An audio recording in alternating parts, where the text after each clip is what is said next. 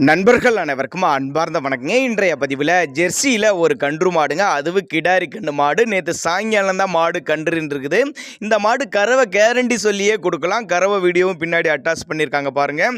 இந்த மாடு கன்று எந்த ஊரில் இந்த விற்பனைக்கு வந்திருக்குது, இதனுடைய கறவை திறன் எவ்வளோ, விலை நிலவரம் எல்லாமே பார்க்கலாம் வாங்க. அதுக்கு முன்னாடி நம்ம சேனலை சப்ஸ்கிரைப் பண்ணிட்டு இந்த வீடியோவை ஸ்கிப் பண்ணாமல் கடைசி வரலுமே பாருங்கள்.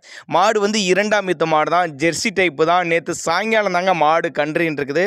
அதுவும் கிடாரி கன்று தான் ஈன் இருக்குது. சீம்பாலே ஒரு 13 லிட்டர் வரையும் கறந்துருக்காங்க. கறவை வீடியோவும் அட்டாச் பண்ணியிருக்காங்க.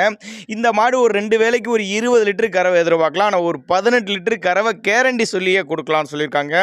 மாட்டு கண்ணுக்கு 2க்கு சுழி தப்பலாம் எதுவும் இல்லை. சுழி சுத்தமான மாடு கண்ணுங்க. மாடு நல்ல தெளிவாக இருக்குது. நல்ல எலும்பு கனமான மாடு. நல்ல கறவை திறன் எதிர்பார்க்கலாம். அதாவது சீம்பாலே ஒரு 13 லிட்டர் வரையும் கறவை கறந்துருக்காங்க. கறவை வீடியோவும் அட்டாச் பண்ணியிருக்காங்க. மாடு கண்ணு விற்பனைக்கு வந்திருக்க இடம்னு பார்த்தீங்கன்னா திருச்சி மாவட்டம் காட்டுப்புதூருங்கிற பகுதியிலேருந்து விற்பனைக்கு வந்திருக்குது. டிரான்ஸ்போர்ட் அரேஞ்ச்மெண்ட் உண்டு. தண்ணி தவளுக்கு எந்த ஒரு குறைச்சல் இல்லைங்க. ஆண் பெண் யார் வேணாலும் பிடிச்சிக்கலாம். பின்னாடி நல்ல பலன் எதிர்பார்க்கலாம். நல்ல காம்போலம், நல்ல நரம்படி கொண்ட மாடு. அப்போ தான் நம்மளோட விற்பனை தெரிஞ்சுக்க. அப்படி உங்களுக்கு பார்த்தாவே மாட்டை பற்றி தெரியும். அதனால் அருமையான மாடு. நல்ல ஜம்முன்னு வாட்ட சட்டமாக நல்ல சூப்பரான குவாலிட்டியில் இருக்குதுங்க. ஜெர்சி டைப் தான்.